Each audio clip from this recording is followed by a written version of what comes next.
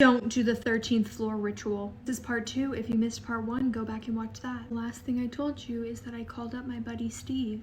Steve and I go way back. Me and Steve try outlandish internet ceremonies all the time, just to document our experience. Sort of a hobby we've shared since middle school. Everything we had tried prior to this ended unfortunately and unsurprisingly in disappointing results, which is why I wasn't surprised when Steve initially said no to this excursion. Now, me and Steve were both going off to college soon, so I convinced him to join me. I'll pick you up at midnight. We set out to find a building tall enough, old enough, and most importantly, abandoned enough to perform this ritual. It was 12:40 when we decided on the building we were going to use. It was old, worn out, had 18 floors, and was built all the way back in the 1930s. We were a little worried that it was going to be locked, but I gave the door a push and it opened easily. Now, the game only required one person in the elevator, so I told Steve, remember, meet me up the stairs on each floor. I stepped in the elevator and pressed the button to the first floor. I could hear Steve's footsteps getting further and further away as the elevator door closed. As the elevator began its ascent, I couldn't shake the feeling that something was watching me. I found myself glancing nervously at the mirror,